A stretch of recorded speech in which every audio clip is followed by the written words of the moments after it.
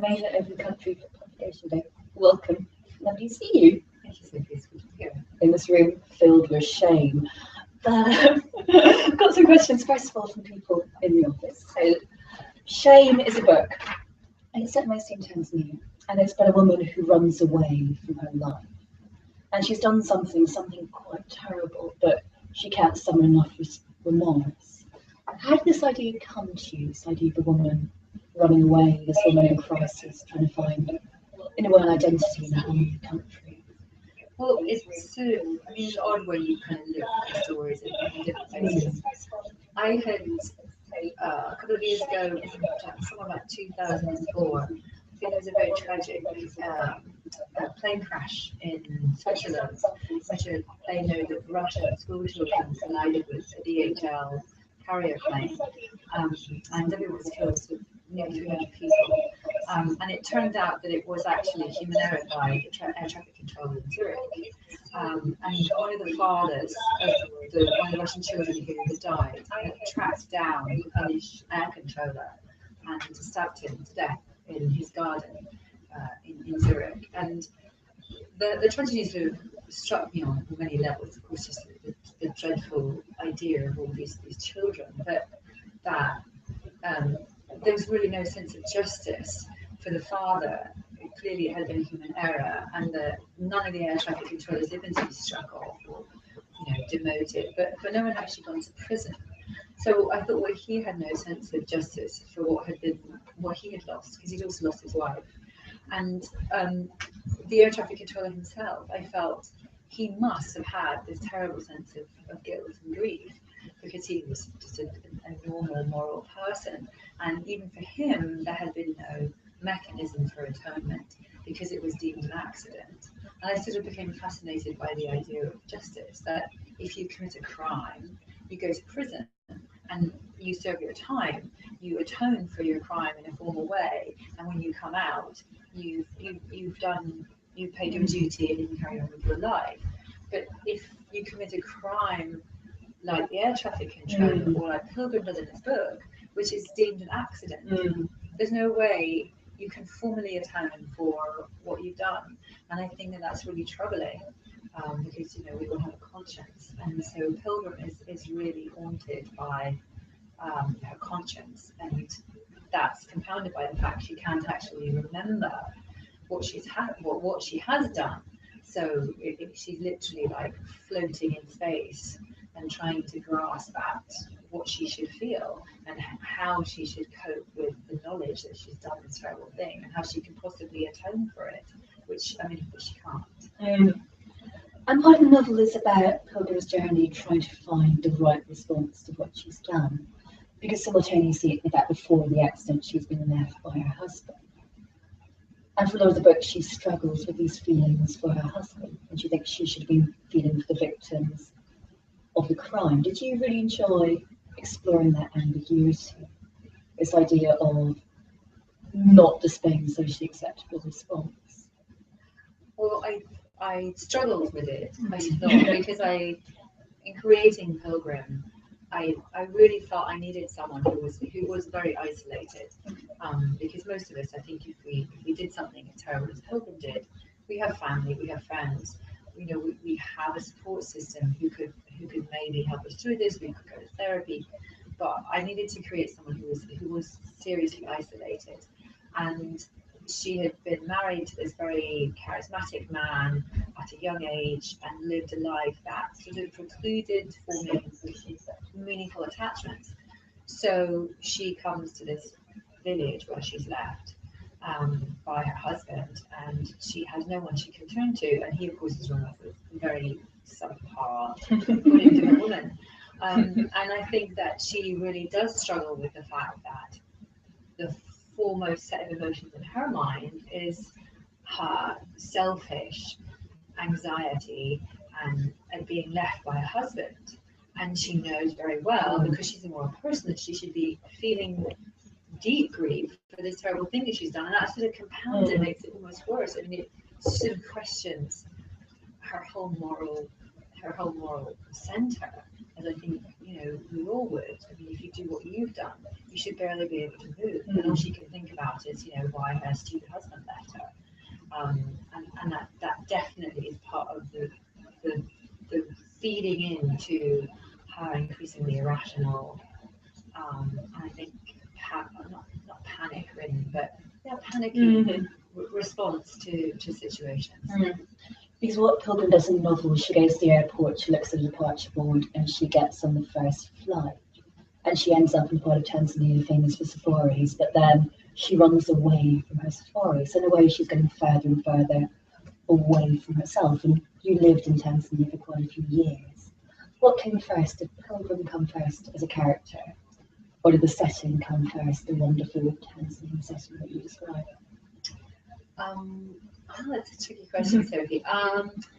Well, obviously the setting. I mean, my last book, Away From You, was set largely in Kenya and Tanzania, and I've always been sort of fascinated with what happens to Westerners when they kind of step through the looking glass that is Africa. And I mean, when I say Africa, I mean the part of Africa I know, Kenya and Tanzania, because everything is different there.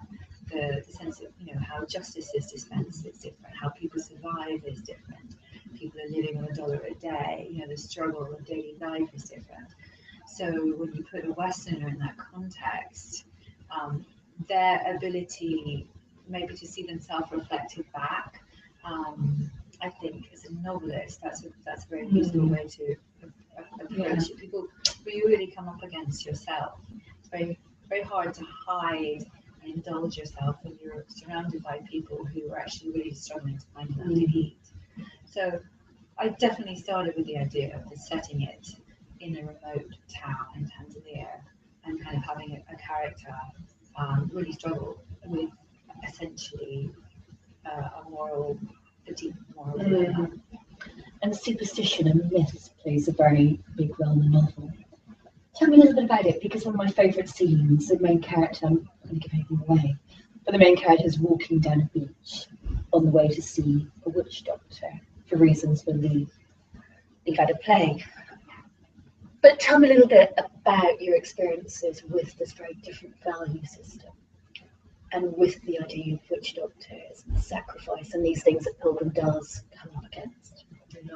Well, I grew up in Kenya, so I sort of grew up with, kinds of those stories were always around. I mean, the gardener had got very sick, and apparently he had a curse put on him, and so he disappeared for 2 weeks and came back looking healthy and happy.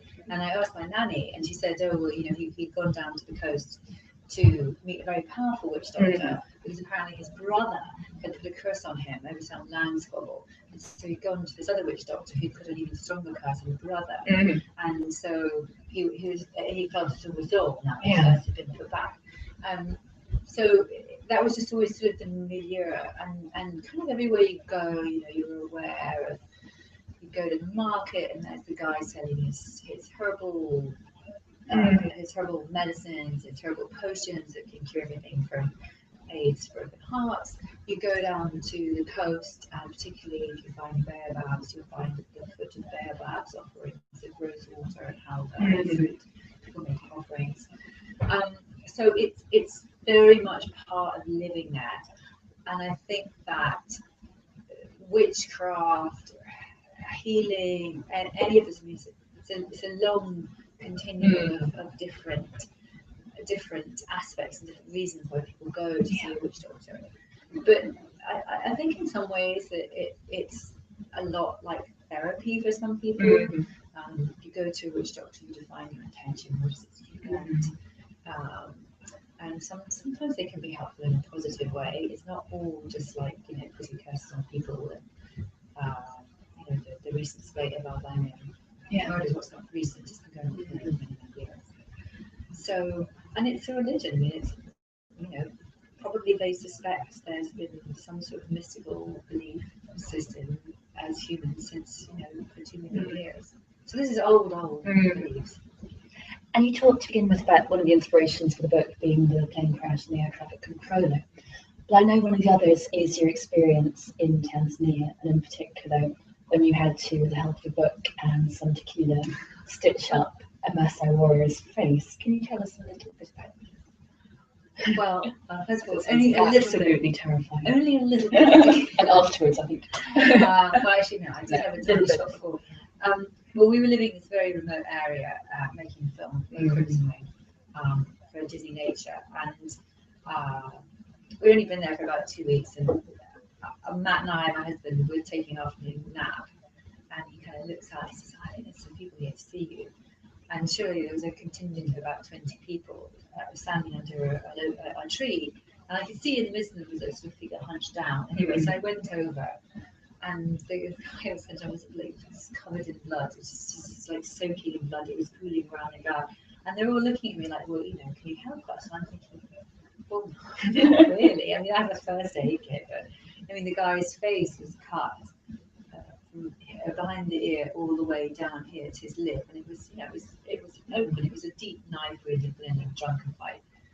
So I put him in the car and sent him with a driver across to the other side of the lake, about an hour's drive, because there was a government dispensary there. Well, the driver called me up and he said, oh, the nurse has taken one look at this guy and she's locked the dispensary and run away and hidden. What should we do? And I'm like, I guess he'd better come back, because the only other option was to drive him almost 5 hours at night on a very, very dangerous road. There were lots of bandits around, and that just didn't seem like a viable alternative. So I said, okay, bring him back. And I had this great book, Where There Is No Doctor, which is the Bushmillic's Bible. And that, my husband's mum is actually a GP, and she had taught me how to do sutures on some pig trotters, just like, you know, one does with my mother-in-law. Good bonding exercise. Yeah, so I had this suture kit, and I had the book, and so we brought the guy in, and we put him on the kitchen table, and put on my head torch, and I washed my hands, and took a little sip of tequila, and off we went. And I mean, we had no anesthetic, so the guy, he would keep passing out, and every time he would pass out, I'd desperately try and get as many stitches in as I could. But I have to say, actually, it did a pretty good job. And he staggered off out to the staff kitchen. We gave him some tea, and he slept by the fire. And he got up in the morning, had some breakfast, and walked off. And that was the beginning. Because the next day there were like 20 people standing under the tree, all wanting some sort of medication with some kind of ailment. So that was a whole other chapter. And now I've got some questions actually from other people. Okay. First of all, Jess from marketing wants to know, do you feel sympathy for Pilgrim Jones? I know sympathy and empathy are two very different things, but did you sympathise with her as you were writing? Well, that's a good question. It's so tricky as a writer. I struggle to make her sympathetic, because obviously somebody who's done what she's done and doesn't show remorse is someone that it's difficult to feel sympathetic for. But I also kind of knew the inner pilgrim. I really struggled with her as a character because she's very passive, and you know, I'm like a lot of young women, if I was Pilgrim's age, you know, have been very proactive in making my choices and going here and going there. And Pilgrim, you know, married young and basically just followed her husband around. And so I think that it was that I found less sympathetic, in that she had never really taken responsibility for herself. She just basically been happy being a wife, married to a powerful and interesting man. And when he left her, she was just sort of paralyzed by that. And I understand it was a very real predicament with the character I created, but she's not someone that I was sympathetic to. And so as a writer, I sort of struggled with having created this character and then also wanting to actually like who I knew she was going to become through this process. In a way that makes the transformation even more affecting, how she goes from, at the very beginning, almost a hollow shell of someone, into someone who by the end is very proactive. I think all the way through you very much get a sense that she is intelligent. She's quite a caustic wit at some points. Yeah, I just think she's, you know, I mean, when I was young, my first boyfriend was much older than me. And I remember being very satisfied being with someone who paid all the bills and knew everything, could go to a nice restaurant, and I never really questioned what it meant for me to just be living his life under at his direction. You know, clearly at some point that broke off. But I could have seen I could have just stayed with him and probably would have been a lot like Pilgrim, which is not a bad person, but not somebody who's very fleshed out or very fulfilled. And I think you really do, particularly when you're young, you know, you have to spend time by yourself and face your own demons. And Pilgrim isn't the only narrator in this book. In fact, she isn't the narrator, but she's not the only viewpoint in the book. And what I really loved about Shame was how you inhabit so many voices equally. So we've got Stabel, who is an aging Austrian policeman, Swiss policeman. We've got Gloria, who's an American who comes to Africa to save AIDS orphans, but is so damaged herself that she projects any of their own problems on people, including Pilgrim. How and when did you decide to go for all these different viewpoints, and how did that idea come? Because it works absolutely beautifully. What I love is how you inhabit these voices equally almost. I started out with this idea of a terrible event. I was thinking to you earlier. So wonderful Herman has a quote about within every sin is a moment of grace, and that this terrible thing had happened, but that the consequences that might come of that might be very positive. You just could never tell how far out those rings of influence are going to go. And so I wanted the book ultimately to be positive about good things that happen from something really terrible, and redemption and atonement. Because how do you possibly make something positive out of this terrible tragedy? So I had started with Pilgrim, and as I was writing Pilgrim, Strabel came into the scene, and I found myself really liking him. And I thought, oh my God, it's my alter ego, like this Swiss policeman, because somehow he just came and I understood the dilemma of being a middle-aged man, not entirely happy in marriage, feeling a little sidelined by new technology, wondering what my skills were, feeling worn down by the years and years of never really being able to make anything different. Just the weariness of middle age, I think. You know, there's that moment when he looks down at his toes and he sees the hair spouting from his toes, and he says something like, you know, the feet of a middle-aged man are horrible. And he's wearing sandals to touch his down. Exactly. His toes. And he's all sweaty. He just feels like this sort of physical. And I think that's because I'm 50. You know, you do kind of, things start to shift physically for you. And so I think I could inhabit the body of a middle-aged man and extrapolate my own things like grey hair. So Strabel sort of came quite naturally. And then Gloria was strangely sprung from some part of me, angry part. I think Gloria is a very angry person. She's always been angry. She's struggled in her life. She lost her son. She struggles with money. She is unattractive. People don't like her. And yet she is determined against all of this to do something good with her life and to resurrect herself through that. And so I really found that nobility within this very angry person, this sense of this determination to overcome all of that and do something good. So I think I sort of fell in love with Gloria's two sides.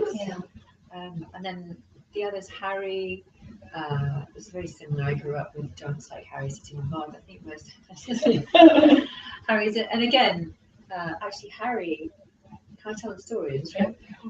Was actually based on somebody I had done a story about in Tanzania who did end up very sadly committing suicide.